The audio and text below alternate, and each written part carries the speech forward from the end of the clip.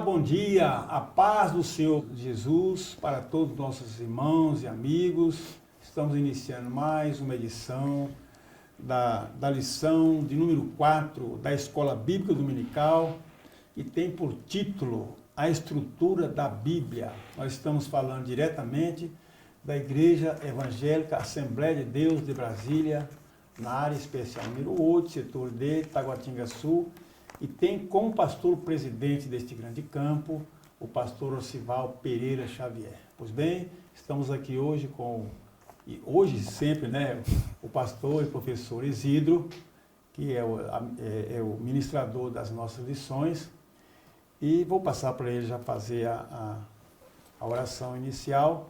Mas antes, eu já vou deixar para os irmãos, para quem está nos acompanhando, não tem a revista da Escola Dominical. O texto de hoje está baseado em Lucas, capítulo 24, versículos 44 ao 49. Então, Lucas 24, Evangelho de Lucas, capítulo 24. Pastor Isidro.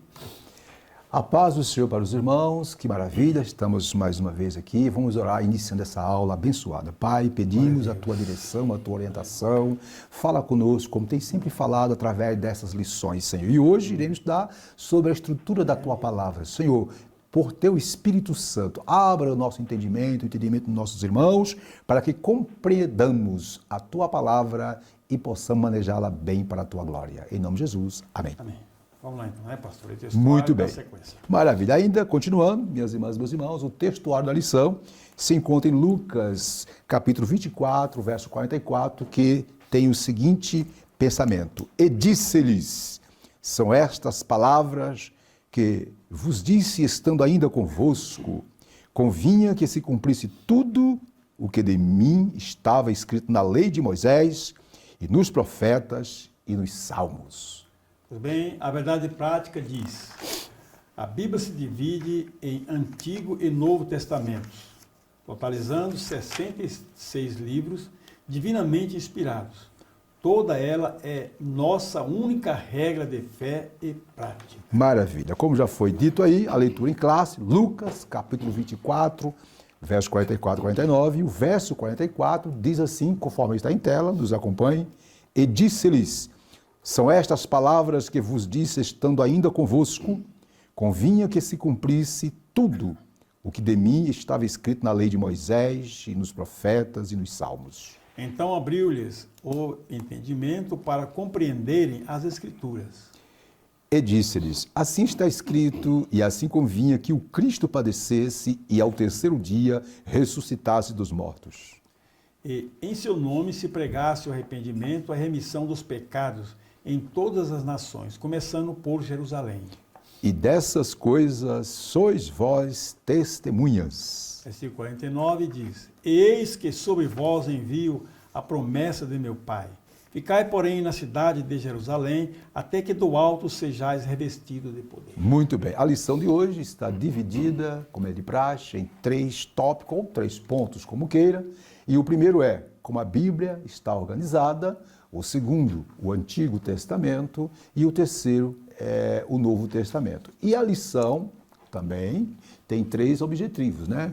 Durante os 3 tópicos, ou os 3 pontos, iremos ver os seguintes objetivos. Primeiro, mostrar, como está em tela, né? A Bíblia está organizada e que ela se divide em 2 testamentos. 2, segundo objetivo, esclarecer como os livros do Antigo Testamento são classificados. E o terceiro objetivo é expor a classificação dos livros do Novo Testamento. Passemos agora para a introdução. Professor Silas, é com o senhor a introdução. Vamos lá então a introdução, meus irmãos. Diz assim, a Bíblia Sagrada foi escrita majoritariamente em hebraico e grego, em um período aproximado de 1.600 anos, por cerca de 40 homens, e se estrutura em Antigo e Novo Testamento. Seus livros são divinamente inspirados e formam o cânon bíblico. Nesta lição veremos como a Bíblia está organizada e classificada de seus livros, a canonicidade e as particularidades do Novo Testamento. Muito bem. Então, observe que a lição de hoje vai focar, não é a organização Silas, alguma observação sobre esse ponto, sobre a introdução? A Bíblia está bem organizada, quer dizer, desde a sua inspiração, né? Lógico que a organização dela veio ocorrendo ao longo desses períodos, principalmente depois do Cânon, né? Ela vem se organizando. E ao longo desses anos, milhares de anos, né, se mantém bem estruturada, né? Muito bem. E organizada dentro do Cânon bíblico. É um produto perfeito e acabado, será Maravilha, muito para bem. todos os homens e para a eternidade. Ok, minhas irmãs e meus irmãos, como vocês estão observando, hoje estamos falando sobre a estrutura da Bíblia. Observe, minhas irmãs e meus irmãos, que nas lições anteriores, lição 1, 2 e 3, nós estudamos sobre, primeiro, a autoridade da Bíblia, depois vimos a inspiração divina da Bíblia, não é? Na última lição, na lição 3, lição passada, vimos a inerrância da Bíblia. E hoje, óbvio, né? Iremos estudar sobre a estrutura da Bíblia, isto é, como a Bíblia está organizada, a classificação de seus livros, a canonicidade, as divisões de capítulo, enfim. É uma lição que vai nos ajudar a melhor manusear, não é? A melhor, digamos assim, trabalhar, desenvolver o conteúdo da palavra do Senhor no que diz respeito à pregação.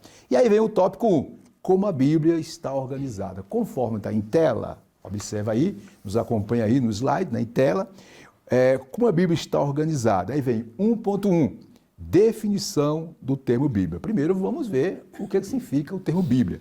Conforme está em tela, nós até frisamos aí, ó, tá aí, ó, a palavra Bíblia tem origem tanto no vocábulo grego como no latim.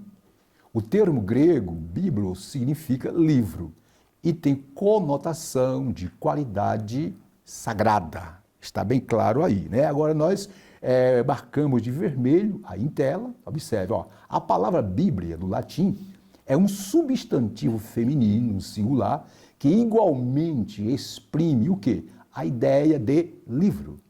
Aí vem, por volta do ano 150 depois de Cristo, os cristãos primitivos, né, passaram a usar o termo em grego, a Bíblia, isto é, os livros, para referir-se ao conjunto de livros inspirados por Deus.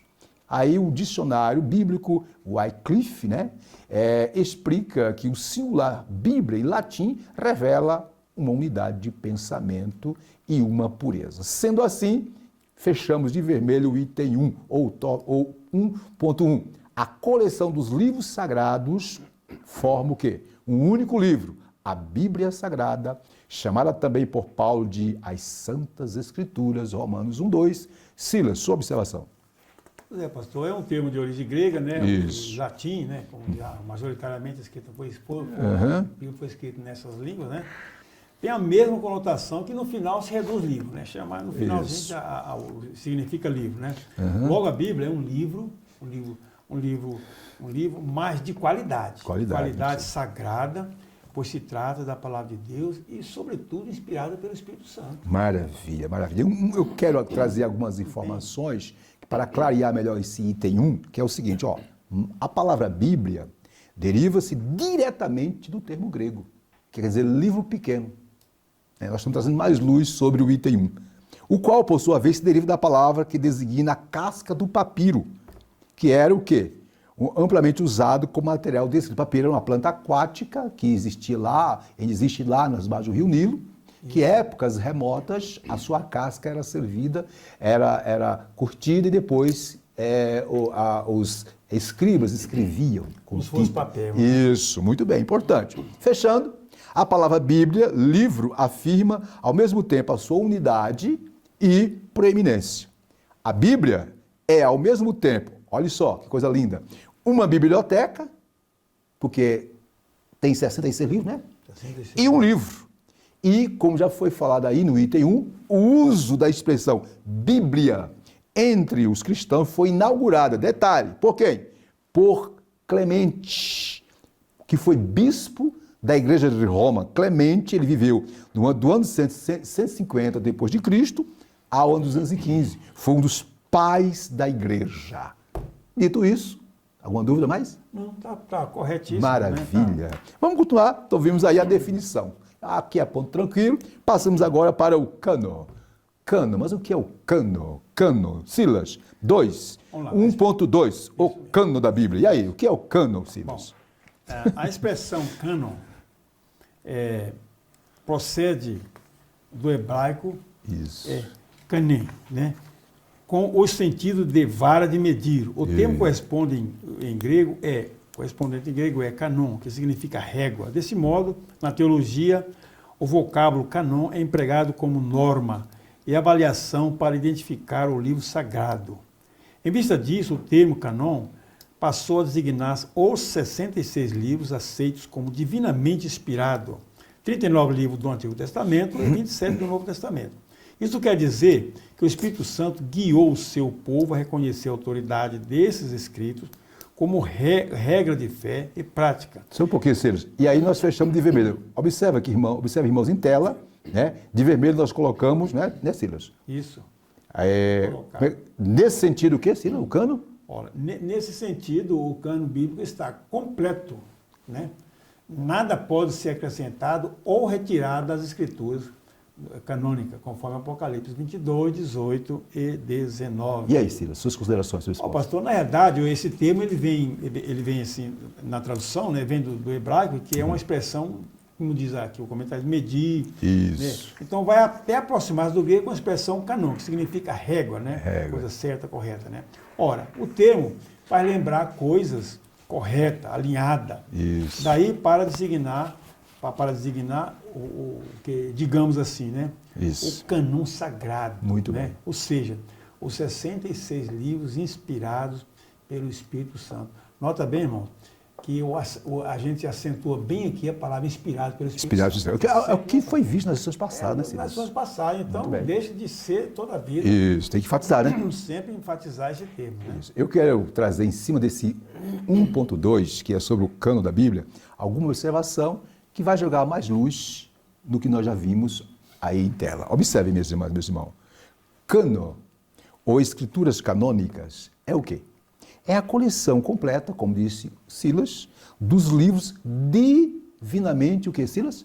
Inspirados, os quais constituem o quê? A Bíblia Sagrada. Verdade. Amém, meus irmãos? Detalhe, a Bíblia, observe, como cano, não é? A Bíblia, como o cano sagrado, olha a afirmação, é a nossa norma ou regra de fé e prática. Viu, meus irmãos? A Bíblia é a nossa norma de regra de fé e prática.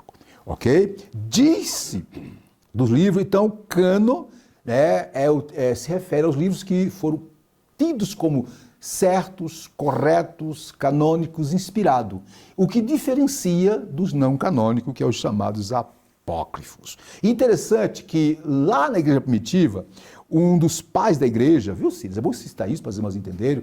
E quem quiser conhecer mais detalhes sobre isso, pega o livro História Eclesiástica de Eusébio de Cesareia e lá descreve isso. Orígenes, que viveu de 185 a 254 depois de Cristo, ele defendia, né, que os escritores da Bíblia Sagrada todos foram, isto é, do Novo Testamento, inspirados pelo Espírito Santo. Então ele entendia que o Novo Testamento, que na época dele já os 27 livros já existiam, isto é, já eram tidos como livros, né, que tinham uma mensagem especial, estavam em fase, mas já eram respeitados. Olha, esses sim são os únicos inspirados. Maravilha. Muito bem, passemos agora para o último item, ou último ponto do tópico 1. Estamos no tópico 1, que tem como assunto como a Bíblia está organizada.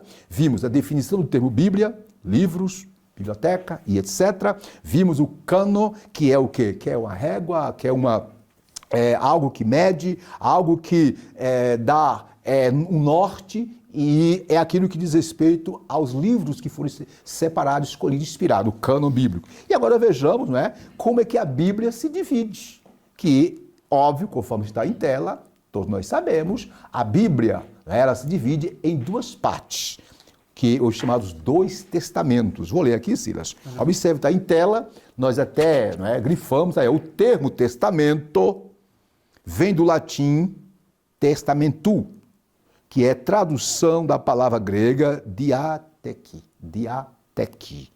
e da hebraica berite, Está aí bem claro, está em tela, tá bom?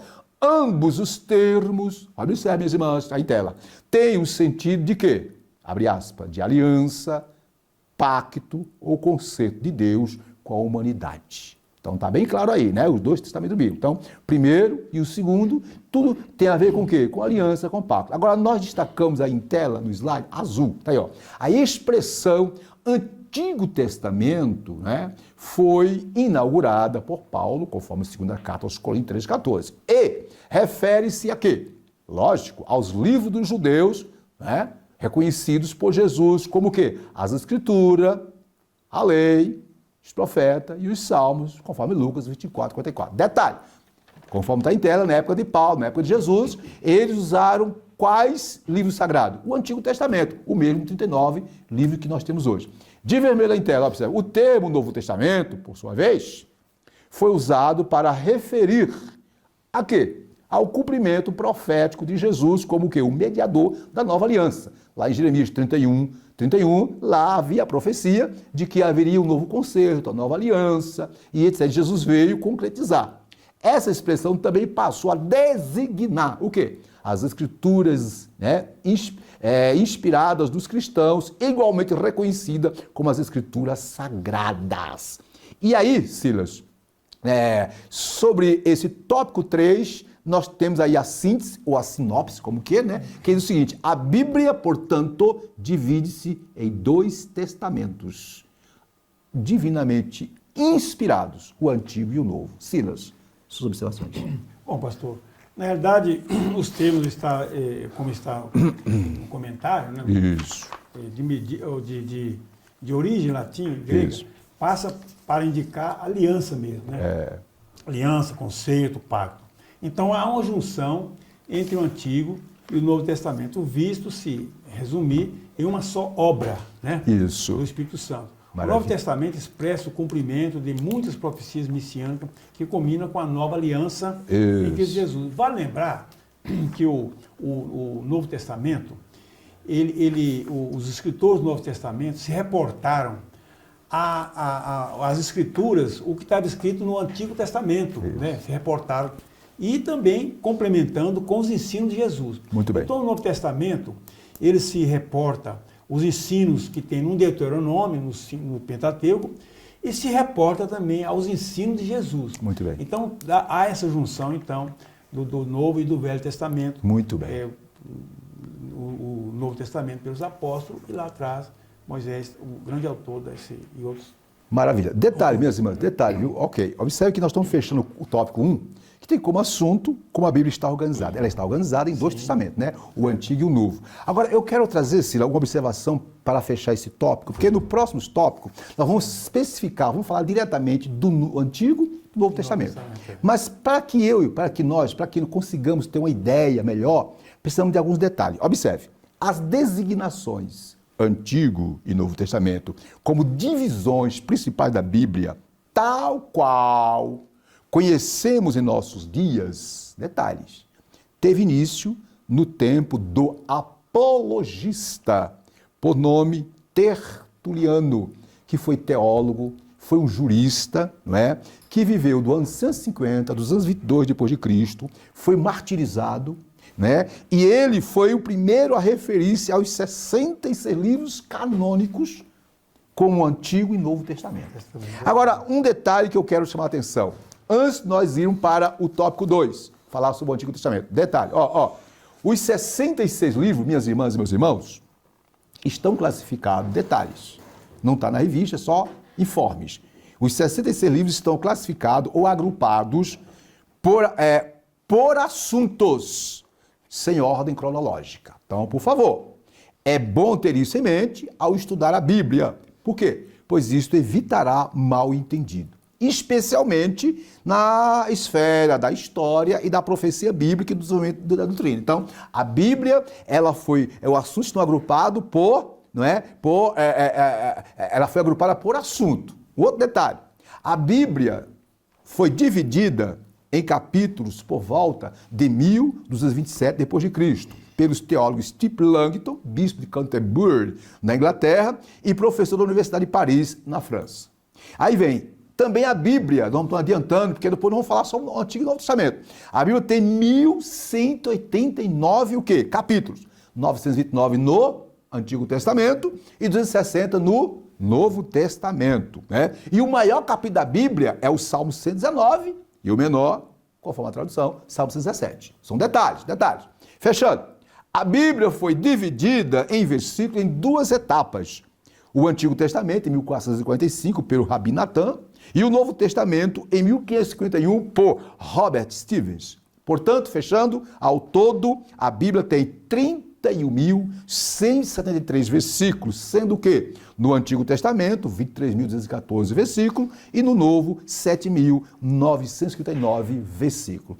Sendo assim, agora passemos para o estudo de cada um dos testamentos. A começar, lógico, pelo Antigo Testamento. E aí, 2.1. Os livros do Antigo Testamento. Eu vou ler aqui, conforme está em tela, vejamos aí. Nos acompanhem, minhas irmãs. Aí, ó, os livros do Antigo Testamento, tá? Tá aí em tela, tá aí, ó. A classificação dos livros do Antigo Testamento, tal qual a conhecemos hoje, se divide nos seguintes grupos. Aí nós marcamos de vermelho o Pentateuco, que é a lei, constitui os livros que vai de Gênesis a Deuteronômio, como quero crer que todos têm esse conhecimento, né, porque são leitores. Letra B, aí vem os históricos, que é formado por 12 livros, vai de Josué a Esté. Os livros poéticos, que é composto de 5 livros, vai de Jó a Cantares de Salomão. Né? E os livros proféticos, né? Que se subdividem em profetas maiores, com 5 livros, de Isaías a Daniel, e profetas menores, com 12 livros, que vai de Oséias a Malaquias. Essa é a divisão da Bíblia protestante. Isto é, e também da Bíblia católica, né? Nós seguimos esse mesmo layout. E, conforme está em tela, está bem colocado o seguinte aí, ó, está até de azul aí, está até de azul. A divisão utilizada pelos judeus era tripartida, era e ainda é. A Bíblia judaica segue essa mesma linha. Na Bíblia judaica não tem Novo Testamento. Tem o Antigo Testamento que equivale ao nosso livro. Só que lá está diferente. Lá tem, ó, a Bíblia hebraica, a Bíblia que os judeus usam está dividida em 3 partes. A lei, B, os profetas, 3, os salmos ou escritos, conforme o próprio Jesus, o mestre por excelência, falou, né? Aí de vermelho nós destacamos em tela. Apesar de a cultura judaica fazer uma categorização diferente, detalhe, minhas irmãs e meus irmãos, o conjunto do Antigo Testamento soma os mesmos 39 livros divinamente inspirados, tanto para judeus quanto para cristãos. Professor Silas, é com sua observação. Pastor, na verdade, a composição de 39 livros do Antigo Testamento estão bem qualificados e organizados. Isso. É bom frisar que essa organização ela vai acontecendo, olha só como Deus é maravilhoso. À medida que a humanidade veio crescendo, multiplicou o número de pessoas na face da Terra, inclusive a Bíblia, a expansão da Bíblia, era necessário uma certa organização, né? Isso. E Deus fez isso ao longo desse período até a impressão da Bíblia, né? Isso. A sua organização, né? O Antigo 39 livros estão bem qualificados e organizados, desde os 5 primeiros livros, né? O que constituiu o Pentateuco. E os demais livros, em histórico, poético, como certamente o irmão vai falar, históricos, poéticos e proféticos, etc. Com observação. Tudo orientado a essa qualificação pelo Espírito Santo. Muito bem. Aqui já sai, foi inspirado pelo Espírito Santo e a sua qualificação, os seus detalhes, né, da divisão de capítulo, versículo, também teve a orientação do Espírito Santo a partir dos nossos irmãos que posteriormente vieram a manusear a Bíblia. Muito bem. Um detalhe, Ciro, interessante, é bom que observe. A nossa Bíblia, né, o Antigo Testamento nosso, é 39 livros. Sim. A Bíblia judaica, a Bíblia hebraica, contém apenas 24, né? 24. Mas pouco, né? Não há diferença. É porque, observe, na Bíblia hebraica, Juízes e Ruth é um livro só. Na Bíblia hebraica, por exemplo, Samuel é um só livro. Na nossa Bíblia está primeiro e segundo livro de Samuel. Reis, na Bíblia hebraica, é um só livro. Mas na nossa Bíblia, resolveu-se, para melhor entendimento, né, haver essa divisão. Primeiro livro dos reis, segundo livro dos reis. E, por exemplo, Crônicas, na Bíblia hebraica, é um só livro. Já a nossa Bíblia está primeiro livro das Crônicas, segundo livro das Crônicas. Né? Somando tudo, é os mesmos 39 livros. Por exemplo, Jeremias e Lamentações está junto, na Bíblia hebraica. Mas se for, né, a nossa dividiu por quê? Para melhor ficar mais didático, compreensão. Então não existe nenhum choque. Graças a Deus por isso. Tá, Silas? Podemos continuar? Vamos lá. Maravilha. Então vimos agora. Agora vejamos o quê? Vimos aí, né, os livros do Antigo Testamento, os 39 livros, né? Agora vejamos a canonicidade. Como é que esses livros se tornaram aceitos pelos judeus? Qual foi o processo? Silas, você pode ler para nós aí? 2.2. Canonicidade do Antigo Testamento. É o seguinte. Existem 3 fatores basilares. Isso. Fala aqui, 3 fatores basilares na avaliação de um livro canônico a saber. Só um pouquinho, professor Silas. Meus irmãos, veja aí tela, nós destacamos de vermelho, viu? Viu, Silas? Tá, observa. Tá bom. Estaria de A, porque tem A, B, C, né? Isso. Então vamos lá. A letra A diz a inspiração divina, que atesta, né? Isso. Atesta seu livro é inspirado pelo Espírito Santo. Muito bem. Aí tem as referências embaixo, né? Reconhecimento do povo de Deus. É outro item, né? A letra B. Reconhecimento do povo de Deus, que atesta seu livro era aceito como autêntico por seus primeiros leitores. Muito bem. A letra C. Preservação pelo povo de Deus, que atesta seu livro era conservado como palavra de Deus. Por conseguinte, a confirmação desses elementos revela que, desde o início, os livros do Antigo Testamento foram recebidos, guardados, como inspirados e autorizados por Deus, dotados de veracidade e de autoridade. E aí, professor Silas? Pastor, na verdade, esses 3 itens, ele sempre fala do povo de Deus. O livro está inspirado pelo Espírito Santo. É o primeiro item, né? Isso. O primeiro item, está reconhecido pelo povo de Deus. Quem é o povo de Deus? Que era o povo de Deus ali? Ali, certamente, os judeus. Os hebreus, né? Os hebreus, etc. e tal. E depois, a preservação do povo. A preservação pelo povo, que atesta que o livro era como objeto mesmo de Deus para o ser humano. E depois a preservação do povo, né? Isso. Não foram atestados pelo povo pagãos, né? Não. Povo fora de Deus, que foi escrito para o povo de Deus. Muito bem. Para que o povo de Deus espalhasse, né, a mensagem que está na Bíblia, né? Ou os historiadores, mas sim pelo povo de Deus. Não foi por particularidade. Muito bem. Um particular, ou coisa privada, não. Não foi de particular compreensão, né? Não foi particular. Interessante, Silas e minhas irmãs e meus irmãos, que para clarear, para jogar mais luz nesse item 2, ou ponto 2 do tópico 2, que é a canonicidade do Testamento, observe o que eu trago de informação. O que qualificou um livro para um lugar no cânon do Antigo Testamento não foi simplesmente, observe, o fato de ser antigo, informativo, histórico ou útil. E de fazer muito tempo que é lido e valorizado pelo povo de Deus como um livro que tem algumas verdades. Mas sim, o que levou à canonicidade dos livros, ou dos 39 livros do Antigo Testamento, é o quê? É se o livro tinha, dentre os pontos que já foram abordados, a autoridade de Deus para o que dizia. Era o assim diz o Senhor. Observe, minhas irmãs. Portanto, significa dizer que o livro tinha de ser, o livro, ou os 39 livros, tiveram que ser testados, né, como divinamente inspirado, por meio de provas o quê? Irrefutáveis de sua veracidade. E aí, aqui para nós, né, os hebreus, os escribas, os mestres, dentre eles Esdras e outros mais, foram exímios, usaram de minúcias no escolher, no avaliar. E nós temos hoje, de fato, 100% a inspirada, verdadeira e fiel palavra de Deus no Antigo Testamento. Silas, podemos continuar? Vamos para frente. Então, maravilha. Maravilha. Então, vamos agora falamos de quê? Do Antigo Testamento, né? Agora vamos falar do Novo, né? Particularidade. Isso, que é agora chegou a nossa vez, né? Chegou a nossa vez. Muito bem, queridos. 2.3 tem como ponto particularidades do Antigo Testamento, conforme está em tela. Vejamos. Não é? Quais são as particularidades do Antigo Testamento? Vamos fechar o Antigo Testamento, porque o próximo tópico vai falar do Novo Testamento. Né? Por enquanto estamos no Antigo Testamento. Quais são as particularidades? Aí está em tela, nós destacamos de azul. Quase a totalidade dos livros, isto é, do Antigo Testamento, 39, foram escritos em hebraico, chamado na Bíblia de língua de Canaã.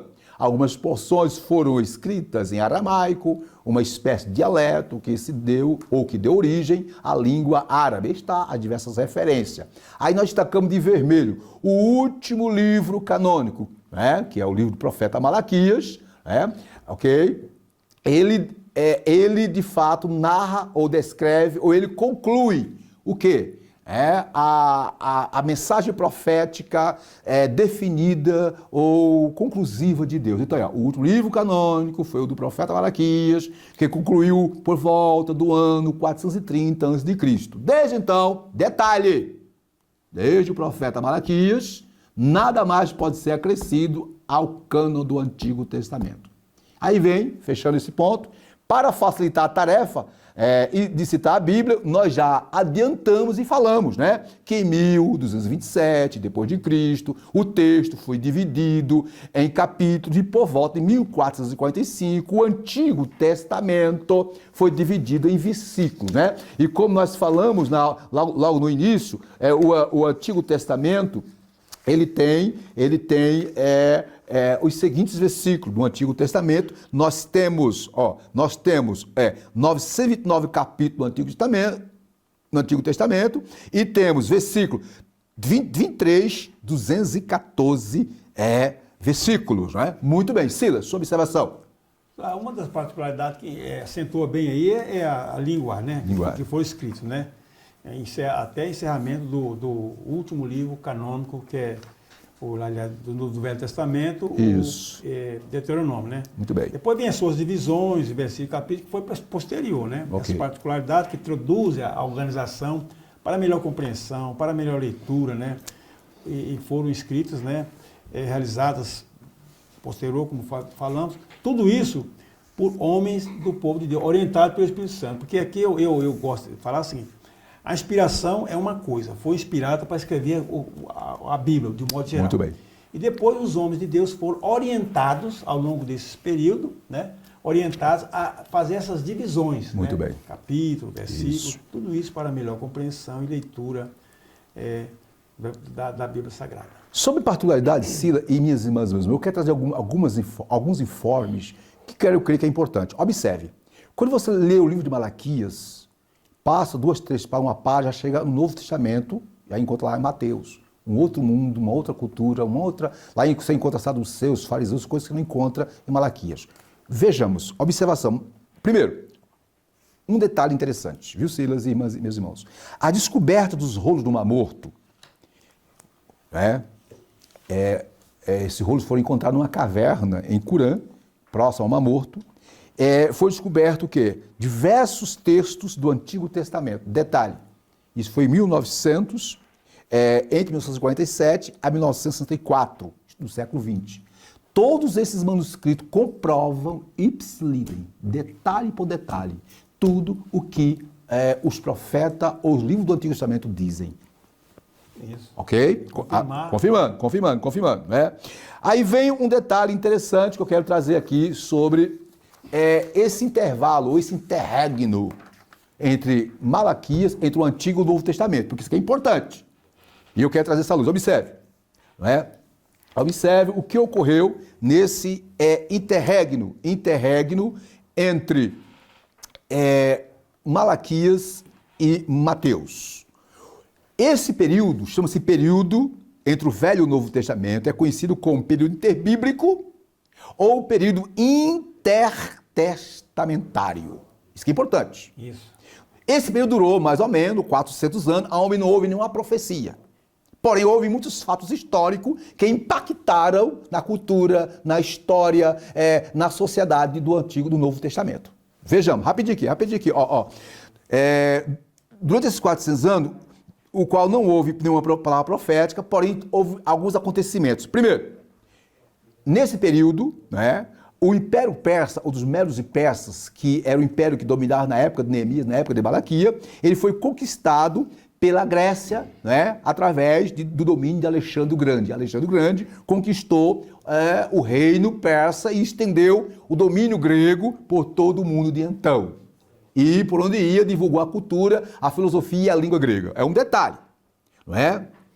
Aconteceu que Alexandre, o imperador Alexandre, morreu no ano 323 e o seu reino foi dividido em 4 reinos. Está aí no período interbíblico. Aí vem, no ano 250, Silas, né, antes de Cristo, houve a tradução do Antigo Testamento para o grego, dando origem à Septuaginta, versão grega do Antigo Testamento. Por que é importante falar isso? Porque foi a versão que Jesus usou na época. Sim.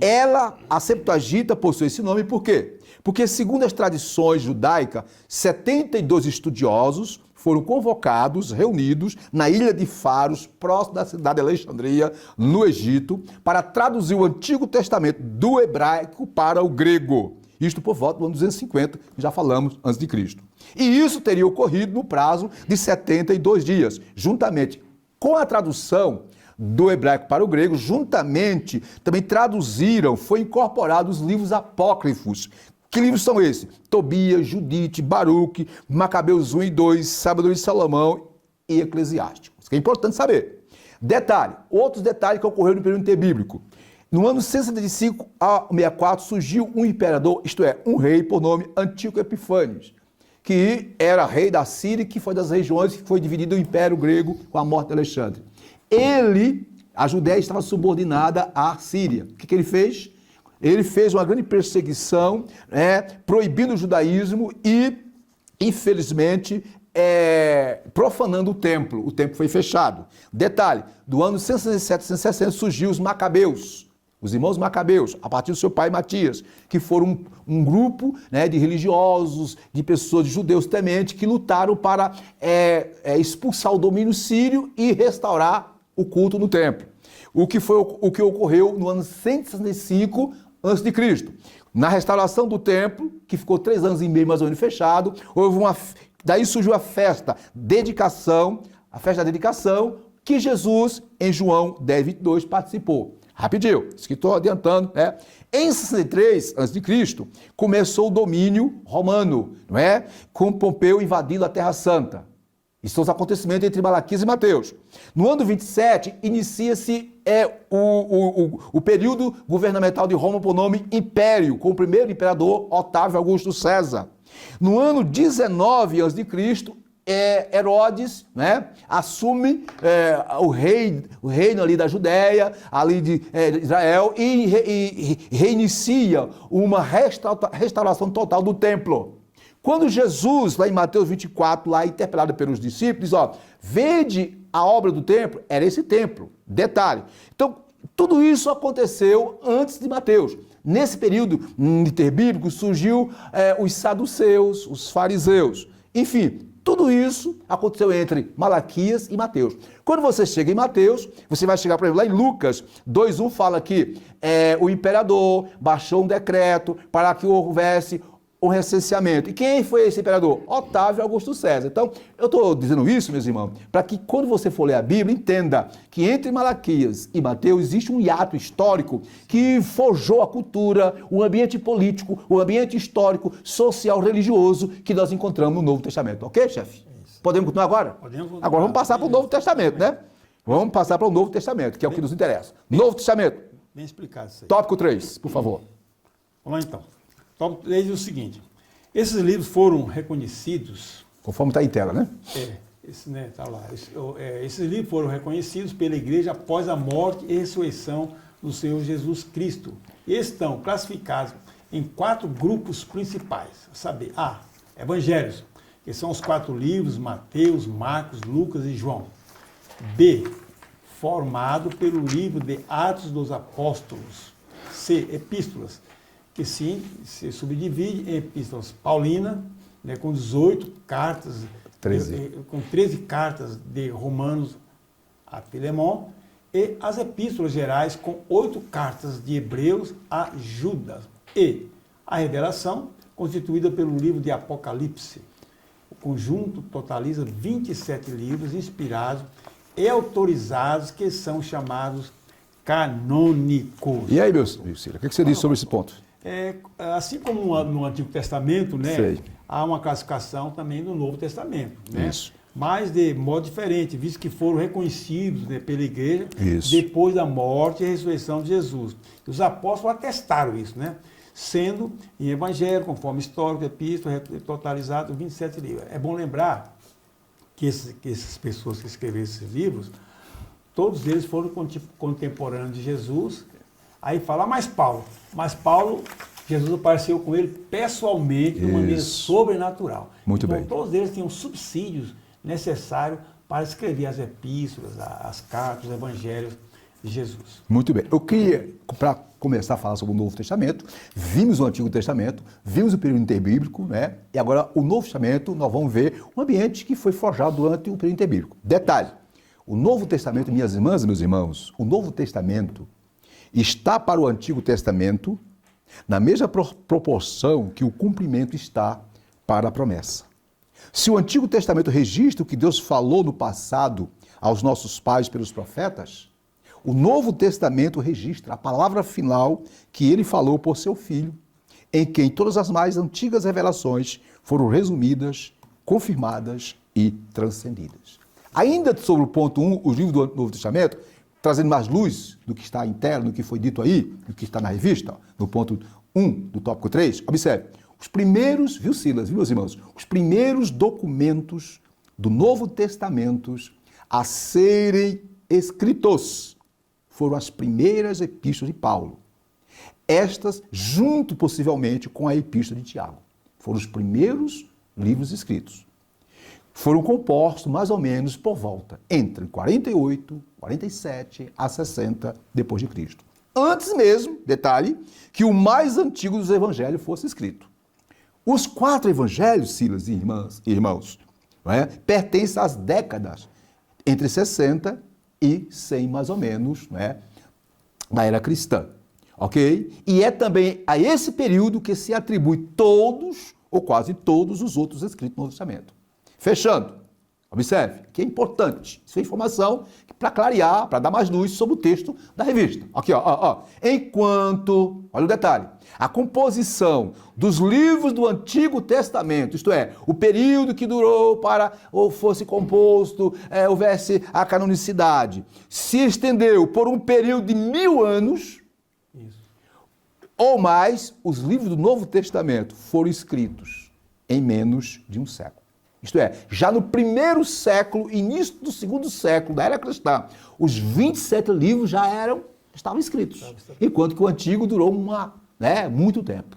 Dito isso, passemos agora para o ponto 2. Estamos no tópico 3, falando sobre o quê? O Novo Testamento. Vimos aí os livros, a época que foi escrito, etc. Agora, vamos ver, óbvio, a canonicidade do Novo Testamento, né? Porque se não forem canônicos, não adianta nada, né? Não. Então, vamos lá, conforme está em tela, por favor, vejamos aí. Acompanhe conosco aí o slide. Canonicidade do Novo Testamento. Aí vem, os critérios, tá aí, lê conosco, de avaliação do Novo Testamento, observem, são iguais aos que determinam o quê? O cânon do Antigo Testamento.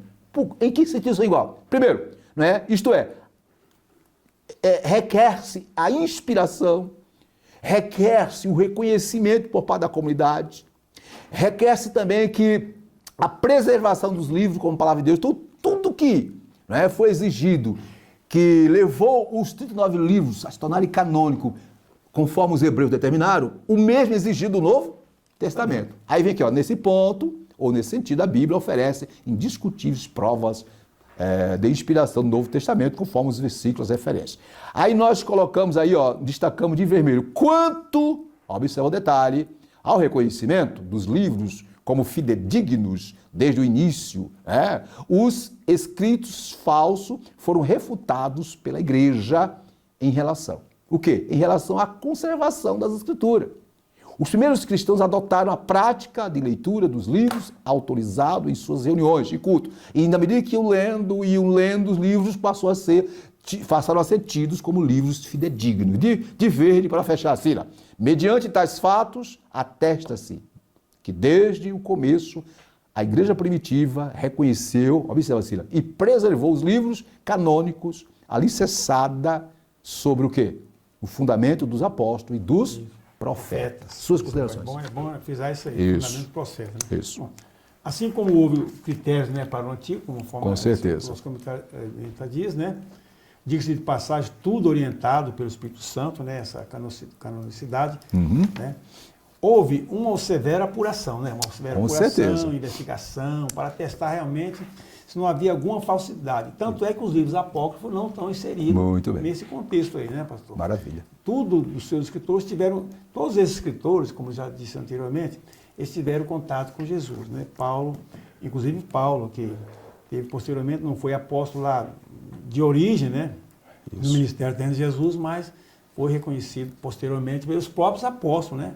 E ele foi um dos maiores escritores de epístolas do Novo Testamento, né? Maravilha. Tanto é que os primeiros livros saiu dele mesmo, os primeiros livros. Muito Posteriormente foram organizados, né?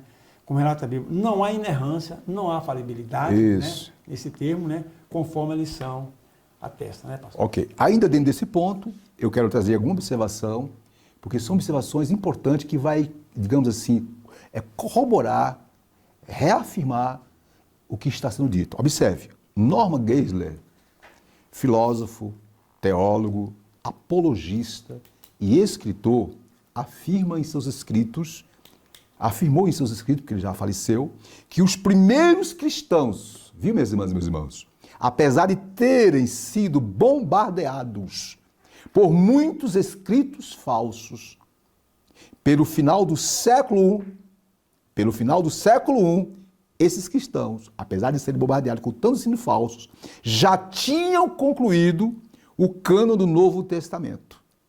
Observe, durante o século III, término do século II e depois de Cristo, eram aceitos quase universalmente todos os 27 livros do Novo Testamento, com exceção da Epístola de Tiago, Apocalipse, né? Contudo, observe, alguns aceitavam tanto a Epístola como o Apocalipse. Dentre eles está o teólogo, filósofo, um dos pais da igreja, por nome Orígenes, que morreu martirizado, que foi o primeiro dos pais da igreja a aceitar a Epístola de Tiago como sendo canônica. Fechando, os debates sobre Tiago, Apocalipse, Epístola aos Hebreus, prosseguiram em virtude de várias desinformações e falhas de comunicação. Mas, detalhe, desde o final do século IV e a partir do século V, a igreja cristã, ou o cristianismo, quando eu falo igreja cristã aqui, eu estou falando de quê? Igreja católica, igreja ortodoxa, a igreja protestante, a igreja anglicana, que são os ramos principais do cristianismo, todos, sem exceção, adotaram e adotam os 27 livros como fiéis. Ok? Ainda rapidinho, é importante, além desses livros que foram tidos como canônico, temos também alguns livros, chamados livros que foram escritos por alguns pais da igreja que tiveram grande relevância. Quer ver exemplo? Rapidinho, aqui, Por exemplo, temos livros como Pastor de Hermas, livros como o Didaquê, que descreve sobre o ensino dos 12. Temos a Epístola de Policarpo, temos a Epístola de Inácio, temos as duas Epístolas de Clemente. Detalhe, esses livros circularam na coleção antiga do livro paralelo aos 27 que se tornaram canônicos. Né? Esses livros desses autores eram aceitos pelos cristãos, porém, tais livros como Epístola, Pastor Hermas, Epístola de Inácio, Clemente 1 e 2, né, o Didaquê, que é muito bom, que eu até indico, tais livros, apesar de terem, viu, Silas, viu, irmãs, muitas informações importantes sobre a igreja, não é? ali do início do século I, final do século I, início do século II, e os cristãos da época, esses não foram aceitos como canônicos pela igreja. Não foram aceitos. Além desses livros, temos também os pseudoepígrafos, que foram escritos, como por exemplo, Atos de Tomé, Apocalipse de Paulo, Apocalipse de Pedro, Atos de André, Atos de Barnabé, Atos de Filipe, entre outros, chamado pseudoepígrafos. O que é isso? Livros que deram o nome de um autor, só que não foi o autor que escreveu. Então, foram inúmeros escritos. Ainda, por exemplo, o Cano de Marcion, né? O de Marcion, que foi um herege que tentou desvirtuar o evangelho. Então, em toda essa, digamos assim, enxurrada de escrito, o Espírito Santo, Silas, irmãs e irmãos, guiou a igreja a selecionar, a escolher com critério quais livros? Os 27 livros. Ok, Silas? Fechando, particularidades do Novo Testamento, é o ponto 3 do tópico 3. Por favor, vejamos aí em tela. Observe, eu vou ler aqui rapidinho, se não pode ser? Pode. Vamos lá adiantar. Tela, por favor, aí, ó. Observe, ó. Né? Conforme está em tela, particularidade. Todos, está destacado de azul, todos os livros do Novo Testamento foram, detalhe, escrito em grego koiné, isto é, um dialeto comum, né? E presente por toda a cultura de fala grega, e que muito auxiliou na propagação do evangelho nos primórdios do cristianismo. Detalhe, lembra que eu falei de Alexandre o Grande? Que morreu entre as 23 a.C. e o seu reino foi dividido em seus 4 generais? Foi Alexandre o Grande que Deus usou para divulgar essa língua grega por todos os povos. E quando Roma conquistou os gregos, Roma conquistou militarmente, mas Roma, óbvio, diz o estudioso, filosoficamente, culturalmente, foi dominada pela cultura grega, que o digam a língua grega. Mas vamos voltar para a tela aí, ó. Algumas expressões, mesmo redigidas no vernáculo grego, possuem significado em aramaico. Dentre elas, citamos Talita Cumi, menina levanta-te. Está aí, ó. Talita Cumi, menina levanta. Está em Marcos 5:41. Abba, pai, literalmente quer dizer pai, pai, ô meu pai. Marcos 14:16. Eloi, Eloi, lama sabachthani. Aí, Deus meu, Deus meu, Deus meu, porque desamparaste, está aí. Então, são termos que estão, não é? Que é aramaico, mas que foram traduzidos para o grego. Voltando de vermelho, fechando, o conjunto dos livros canônicos, detalhe, minhas irmãs, meus irmãos, foi escrito antes, como já falei, do término do século I. O último livro é o Apocalipse de João, datado por volta do ano 96 depois de Cristo, e desde o encerramento do cânon, os cristãos reconhecem apenas os 27 livros como inspirados. O Novo Testamento foi dividido, já vimos, né, em versículo por volta de 1555 depois de Cristo. Síntese do tópico. Qual é a síntese do tópico? Dê para nós aí, Silas. A síntese do tópico diz o seguinte, do 3, né? Isso. Do 2, que é do 3. Diz o seguinte: os livros inspirados que Deus, que integra o canon do Novo Testamento, são classificados como evangelhos históricos, epístolas e revelação. Suas observações, Silas. Na realidade, quando se fala assim, nessa particularidade, principalmente o idioma, como o idioma da época era o grego, que, vamos dizer, hoje o idioma acentuado no mundo hoje é o inglês, não é isso? Inglês. Que quase em todo o mundo tem a linguagem, principalmente a linguagem técnica. Hoje, né? A gente vê o inglês. Naquela época o grego era uma linguagem quase que, não vou dizer universal, mas universal para aquele momento, para aquela época, naquela região, né? naquela época da história. E depois, quando a Bíblia foi escrita em capítulos, versículos, nota-se que ela está traduzida em vários idiomas hoje. Isso. Idiomas para quê? Para continuar essa propagação do Evangelho. Muito bem. Assim como houve a propagação da Bíblia nos primórdios da era cristã, pela linguagem grega, e lá bem antigamente também, hoje nós temos o quê? A Bíblia escrita em várias situações. Em várias situações. Tem linguagem que foi escrita, é classificação em capítulo, etc. Tudo para facilitar a compreensão e a evangelização que hoje nós temos a Bíblia em várias línguas e inclusive dialetos. Dialetos, Nós temos é a Bíblia verdade. hoje escrita em vários dialetos. Com certeza. Então, isso para o melhor manuseio da palavra A palavra de propagação Deus. do Evangelho, e por que não dizer a própria pregação, né, pastor? Para a pregação. Em detalhe, Ciro, dentro desse ponto, o concílio, viu, minhas irmãs e meus irmãos, que ocorreu, o concílio era uma assembleia, era um sínodo convocado pela igreja e houve um concílio, ou um sínodo chamado Sínodo de Hipona. Hipona foi, na época, era uma cidade que ainda é hoje, lá da África, né? Cidade essa que foi onde Agostinho, Santo Agostinho, para muito, né? O grande teólogo Agostinho se destacou. Em 393, esse concílio, esse sínodo, elaborou a lista dos 27 livros do Novo Testamento. Ele não conferiu aos livros canonicidade, porque os livros já eram tidos como livros canônicos, né, inspirados. Apenas esse concílio, ele protocolou, ele efetivou, né, simplesmente registrou a canonicidade previamente estabelecida.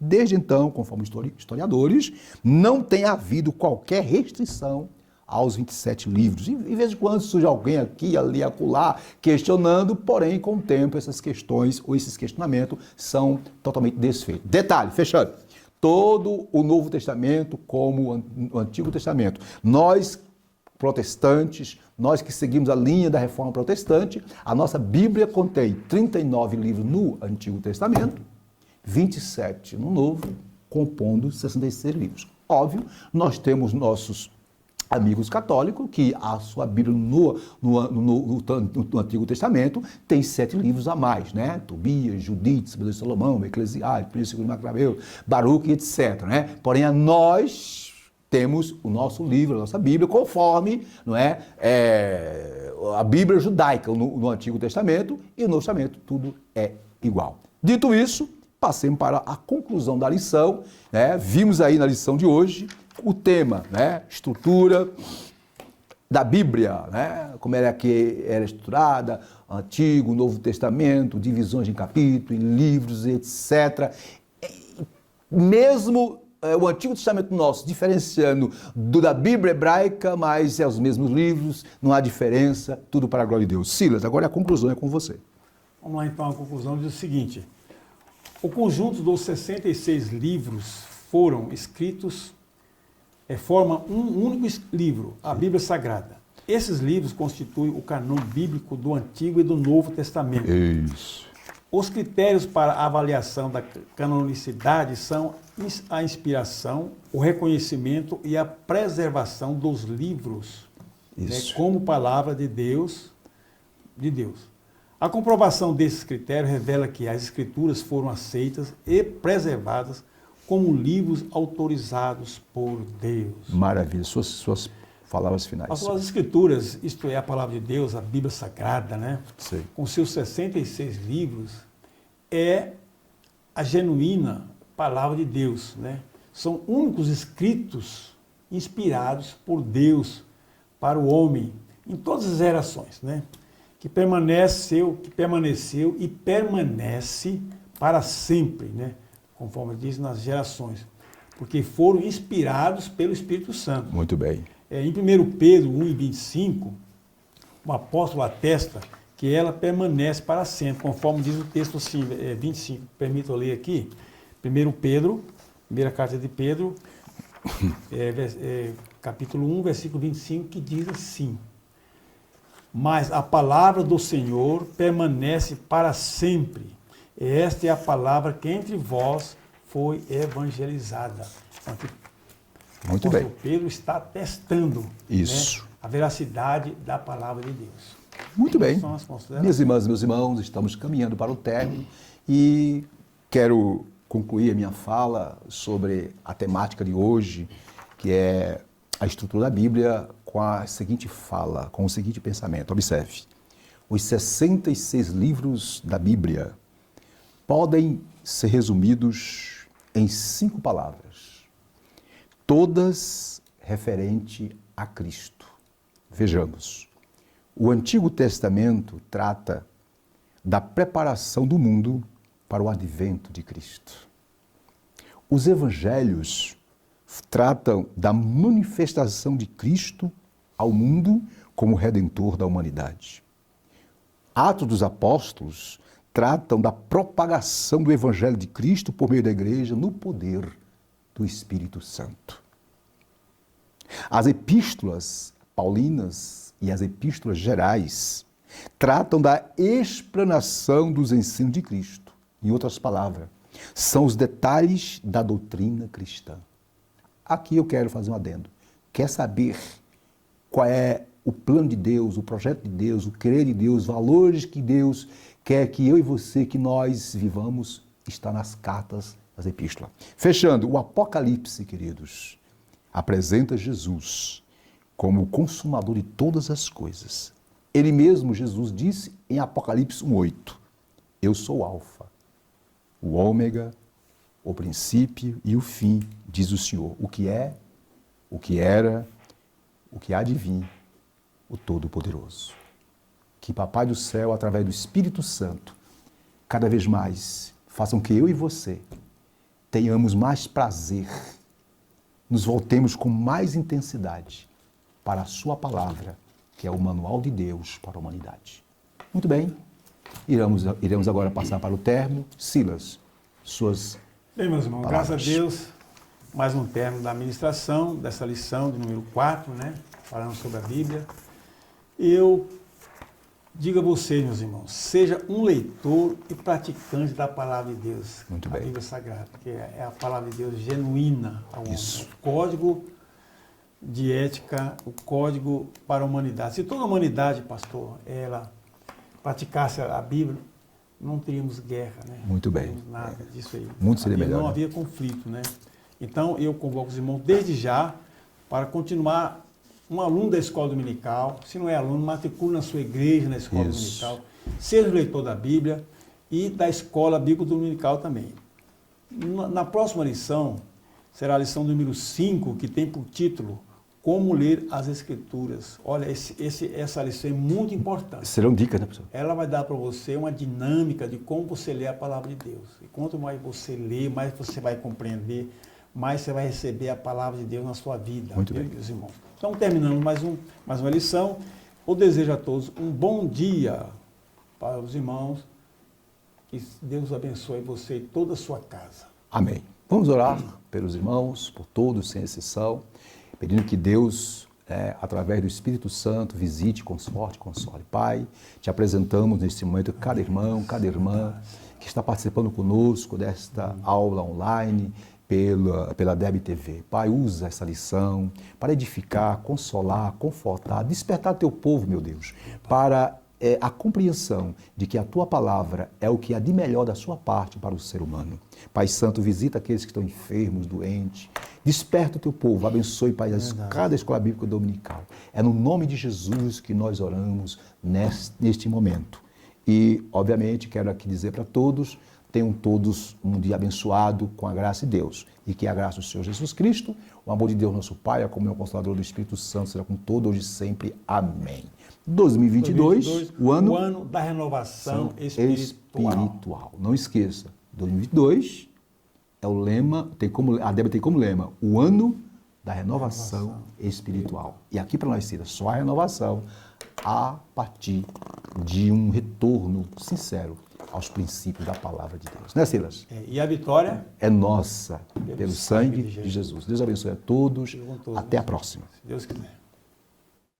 IBADEB, Instituto Bíblico da Assembleia de Deus de Brasília. Material autodidático. Você também pode estudar por extensão, por ensino à distância ou de forma presencial. Curso de integração ministerial, curso médio e avançado em teologia. E os nossos cursos para ensino à distância, você pode estudar em qualquer lugar do mundo. Curso de integração ministerial, curso médio e avançado em teologia. Em nossos cursos presenciais, cursos de formação em psicologia pastoral, formação em ciência da religião e formação em educação religiosa. Na IBADEB você tem preços a custo acessível. Entre em nosso site e conheça os nossos cursos www.ibadeb.com.br ou pelo telefone 613573 1578. IBADEB, Instituto Bíblico da Assembleia de Deus de Brasília.